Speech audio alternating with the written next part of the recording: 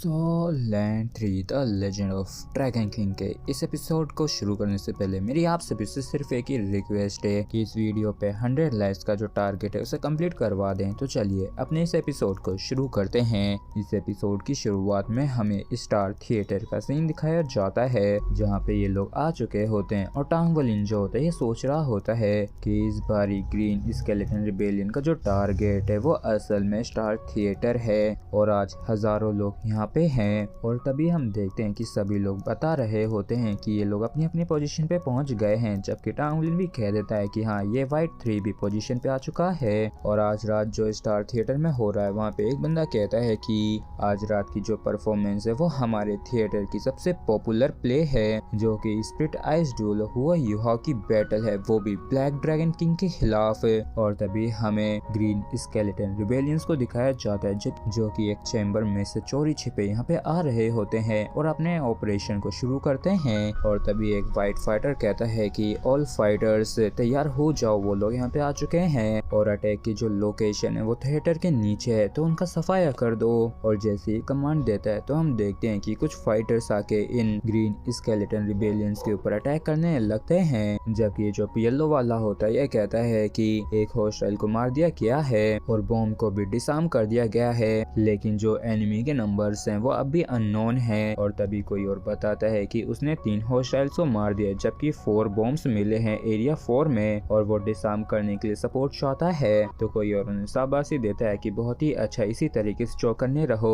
और एक चौकन्ने बीस्ट को किसी चीज से डरने की जरूरत नहीं होती है। और इन सारी चीजों को सुन के देख के टांगवलिन तो हैरान होता है, क्योंकि ये वाकई में काफी ज्यादा इंटेंस सिचुएशन है और ये भी इस एक्शन को ज्वाइन करना चाहता है, लेकिन ये ऐसा सिर्फ तभी कर सकता है अगर ये स्ट्रॉन्ग होता। तो कोई और कहता है कि एनिमी को हमारे बारे में मालूम चल चुका है, तो तेजी से फास्टली मूव करो और सबसे पहली प्रायोरिटी यह है कि सारे बॉम्ब्स को डिसआर्म किया जाए। और तभी कोई दूसरे बंदे को बताता है एनिमीज जो है वो एरिया 6 में पहुंच चुके हैं, तो इसे भी वहाँ पे जाना चाहिए। तो इसके लिए ये बंदा भी मान जाता है। तो ये बंदा कहता है कि मैं पर्पल फाइटर कह रहा हूँ, एनिमीज जो है उन्होंने भागना शुरू कर दिया। तो व्हाइट फाइटर जो है पेरीमीटर पे वो अपने अपने एरिया पे नजरें गड़ा के रखें, क्योंकि एनिमीज का एक छोटा सा ग्रुप यहाँ से भाग रहा है। और जैसे तुम्हें वो लोग दिखें तो उन्हें रोकना और अपनी पूरी एबिलिटीज का इस्तेमाल करके उन्हें न्यूट्रलाइज करना। और अगर सिचुएशन किसी भी मोमेंट पे बिगड़ती है तो तुरंत ही रिपोर्ट करना।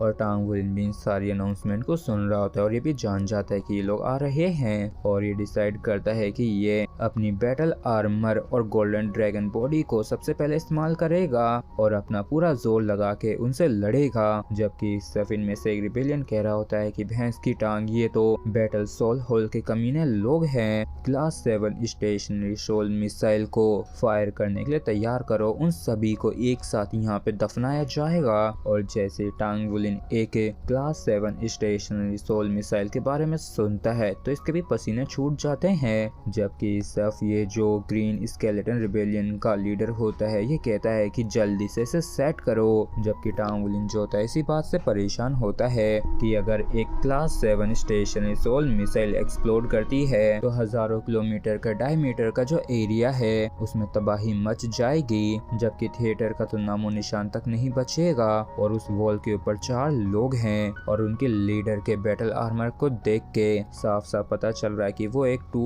वर्ड बैटल आर्मर मास्टर है। तो ऐसा तो कोई भी तरीका नहीं है जिससे कि मैं 4 बैटल आर्मर मास्टर को हरा सकूं। और अगर मैं उनके पास जाता हूँ तो ये बिल्कुल वैसा ही होगा जैसे कि मैं खुद अपनी मौत के पास चल के जा रहा हूँ। जबकि इस तरफ कम्युनिकेशन डिवाइस में सभी लोग कह रहे होते हैं, मतलब कि लीडर जो होता है कहता है कि सभी व्हाइट फाइटर जो हैं वो जल्दी से मुझे इंटेल दो कि क्या सभी बॉम्ब्स डिसआर्म हो चुके हैं और क्या तुम लोग भागे हुए एनिमीज को चेस कर रहे हो। तो व्हाइट 1 क्लियर कहता है, व्हाइट 2 भी क्लियर कहता है, लेकिन जैसे ही व्हाइट 3 की बारी आती है, मतलब टांगवलिन की बारी आती है, तो ये बेचारा रिप्लाई नहीं कर पाता है, क्योंकि ये जरा सा भी साउंड नहीं कर सकता है, क्योंकि अगर दुश्मनों को इसके बारे में मालूम चल जाता है तो इसका खेल खत्म हो जाएगा और वो तुरंत ही मिसाइल को एक्सप्लोड कर देंगे, वो भी अपनी खुद की सेफ्टी की परवाह किए बिना। जबकि इस समय जो बंदा होता है वापिस से रिपीट करता है कि व्हाइट नंबर 3 जवाब दो अगर तुम मेरी आवाज सुन रहे हो तो। जबकि सिर्फ ग्रीन स्केलेटन रिबेलियन ने इन बॉम्ब्स को सेटअप कर दिया होता है और ये कहता है कि चलो ठीक है यहाँ से रिट्रीट करते हैं। और फिर क्या था, ये लोग यहाँ से भाग के